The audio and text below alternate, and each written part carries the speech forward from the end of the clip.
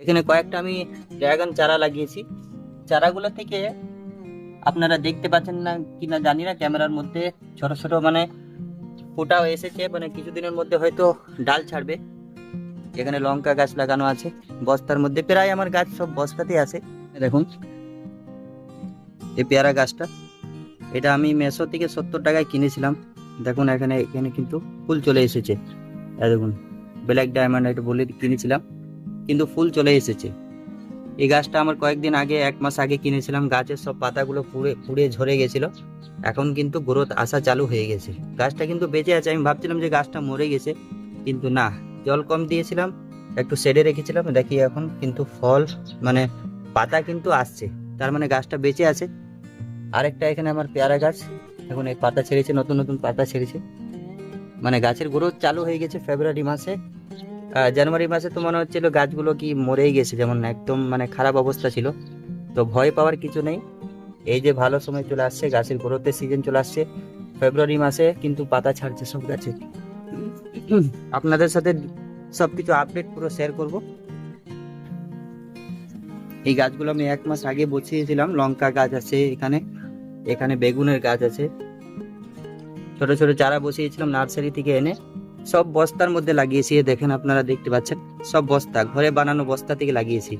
এখানে টমেটোর গাছ আছে, টমেটো চারা আছে এখানে দেখতে পাচ্ছেন। এতে ফুলও চলে এসেছে। এরকম লঙ্কা গাছ, লঙ্কা গাছের মধ্যে ফুল কিন্তু চলে এসেছে, দেখুন ফুল আসছে। এটা বস্তাতে লাগানো আছে গাছগুলো। আর এটা একটা খুব বড় লঙ্কা, এটা আচারের লঙ্কা বলছিল। দেখা যাক লঙ্কাটার কালার কি, এরকম সবুজ থাকে না লাল হয়, কিছুদিন পরে আপনিই বুঝে যাবে। আর এই এই যে বেদানা গাছ, এই যে ডালিম গাছ বা বেদানা গাছ, এই গাছটা আমি নিজে মানে গাছের কাটিং থেকে গ্রো করেছিলাম। গাছটা আপনারা দেখতে পাচ্ছেন কত সুন্দরভাবে এখন গ্রোথ নিচ্ছে গাছটাতে। এটা আগের বছরে আমি কাটিং থেকে চারা তৈরি করেছিলাম, আর সফলও হয়েছি। চারাটা খুবই সুন্দরভাবে গ্রো করেছে, একটুকু যত্ন পরিচর্যা করে একটু সার মেনটেন করেছিলাম, কত সুন্দরভাবে গ্রোথ করেছে। এমনকি এতে ফুলও চলে এসেছে, দেখুন এই দেখুন কত সুন্দরভাবে ফুল চলে এসেছে। এটা দেখা যাক এবছর ফল পায় কিনা, তবে গাছটা গ্রোথ হয়েছে, এটা দেখেই খুবই খুবই কিন্তু আনন্দ লাগছে, গাছটা কত সুন্দরভাবে গ্রোথ হচ্ছে। আর এটা আমার মিষ্টি আমরা গাছ, এখন একটা পাতা নেই, কিন্তু আস্তে আস্তে পাতা মানে বের হবো হবো ভাব আছে। কয়েকদিনের মধ্যে হয়তো এখানে পাতা চলে আসবে। এই দেখুন এগুলো সব বস্তাতে লাগানো আছে। এগুলো মালবেরি গাছ আছে, এখানে মালবেরি গাছ কয়েকটা লাগিয়েছিলাম, যেগুলো ভালোই গ্রোথ হচ্ছে, এখন পাতা ছাড়ছে, নতুন নতুন পাতা আসছে। আর এখানে আছে আমার ভিয়েতনাম মালটা, তো 1 মাস আগে এগুলোকে রিপোর্টিং করেছি, অনলাইন নার্সারি থেকে আনিয়েছিলাম। এটা আছে রামলঙ্গন চায়না কমলা, এটা এখনো কোনো গ্রোথ আসেনি। তারপর আছে এটা একটা মালটার গাছ, মনে হচ্ছে এটা কলমের কলমের গাছ না কিসের গাছ কি জানি, মানে এরকম বীজ থেকে গাছ, মনে হচ্ছে বীজের গাছ দিয়ে দিয়েছে, অনলাইন থেকে আনিয়েছিলাম, বীজের গাছ মনে হচ্ছে। আর এটা হচ্ছে, এটা আপনার ওই যে গন্ধরাজ লেবু, এটা হচ্ছে গন্ধরাজ লেবু। এটা কত সুন্দরভাবে পাতাগুলো ছাড়ছে, নতুন নতুন গ্রোথ চালু হয়ে গেছে গন্ধরাজ লেবুতে, অনলাইন থেকে আনানো। গাছটা কিন্তু খুবই হেলদি আছে, আপনারা দেখতেই পাচ্ছেন। আর এটা আছে দার্জিলিং কমলা, নতুন নতুন গ্রোথ এসেছে, কত সুন্দরভাবে পাতা ছাড়ছে গাছে।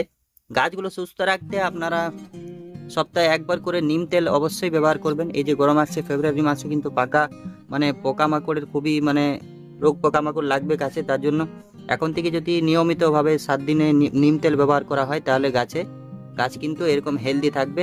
আপনারা কিন্তু নিম তেল ব্যবহার করে যাবেন সপ্তাহে একবার করে, আমিও ব্যবহার করি প্রতি সপ্তাহে। আর এই গাছটা আমি গ্রাফটিং নিজে, এটা দেখতে পাচ্ছেন, এখানে নিজের হাতে গ্রাফটিং করেছিলাম। একটা আমাদের বড় মানে গাছ আছে আমের, ওই গাছটা থেকে সায়ন নিয়ে এটা বীজের থেকে এখানে গ্রাফটিং করেছিলাম, গাছটা সাকসেসফুল হয়েছে। এখন কিন্তু গ্রোথ বন্ধ আছে, দেখা যাক এখানে কি মুকুল চলে আসবে নাকি কে জানি না। আর এটা আছে আমার মিয়াজাকি ম্যাঙ্গোটা, এখনো পর্যন্ত কোনো গ্রোথ নেই, 1 মাস আগে লাগিয়েছিলাম, এখনো পর্যন্ত কোনো গ্রোথ আসেনি। এটা আছে বানানা ম্যাঙ্গো, এখানে মুকুল এসেছিল, মুকুলটা ভেঙে দিয়েছি, কেন এখন ফল নেওয়া যাবে না, গাছটা একটু শক্ত হোক, বড় হোক, বয়স কমসে কম 2 বছর 1.5 বছর বয়স হোক, তবে আমি কিন্তু এখান থেকে ফল নেব, তাছাড়া ফল নেব না। আর এটা হচ্ছে আপনার বল সুন্দরী কুল। এটা কিন্তু পাতাগুলো পুড়ে পুড়ে যাচ্ছে, জানি না কি কারণে। আপনারা কেউ জানলে কমেন্টে আমাকে বলুন পাতাগুলো কেন পুড়ছে, কি দিতে হবে গাছে। এই যে দেখুন, ছোট একটা জায়গাতে দিয়েছি প্রথম, একটু বড় হবে তখন রিপোর্টিং করব। এইটা আমার ফুলের গাছ। ফুলের গাছটা আমি কবে আজকালের মধ্যে প্রুনিং করে দিয়েছি, যাতে গাছটা মানে একটুকু দুর্বল দুর্বল ডাল ছিল, অনেক ডালগুলো কেটে প্রুনিং করেছি। একটু মিক্স খাবার দিয়েছি, এটা ফলের ট্রেটের মধ্যে লাগানো আছে। মিক্স খাবার দিয়েছি যাতে গাছটা দেখা যায় কিছুদিনের মধ্যে নতুন নতুন ডালপালা ছাড়বে, গাছটা শক্ত হয়ে পরবর্তী সিজনের জন্য তৈরি হয়ে যাবে। আর এইখানের মধ্যে কয়েকটা টমেটো গাছ আমি লাগিয়েছি, সব ফলের ক্রেটে। তারপরে এখানে ফাঁকা জায়গায় ধনেপাতা আছে, টমেটো গাছগুলোতে সব ফুল চলে আসছে। আমি ভালো করে সাপোর্ট দিয়ে বেঁধে দিয়েছি যাতে টমেটো গাছ না আসে। আর এদিকে আমার পুরনো টমেটো গাছগুলো আছে, কত টমেটো আছে দেখুন।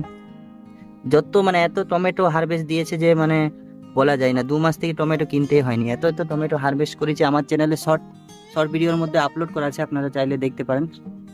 এত টমেটো, এগুলো সব বস্তার মধ্যে লাগিয়েছি, সব বস্তায় লাগানো, দেখতে পাচ্ছেন একদম বস্তায় লাগানো আছে, বস্তায় লাগিয়েছি।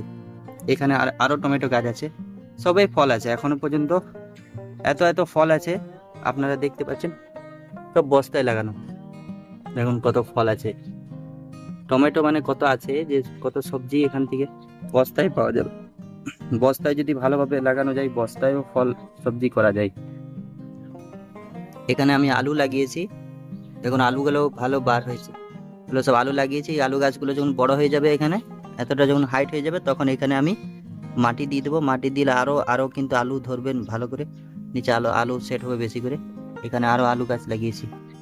ভিডিওটা কেমন লাগলো কমেন্টে অবশ্যই জানাবেন, আর একটা লাইক করবেন। আর আমাদের জার্নিতে আমাদের সাথে থাকবেন, তার জন্য চ্যানেলটাকে সাবস্ক্রাইব করবেন। আর ভালো থাকবেন, সুস্থ থাকবেন। আজকে এই পর্যন্তই, দেখা হচ্ছে নেক্সট ভিডিওতে।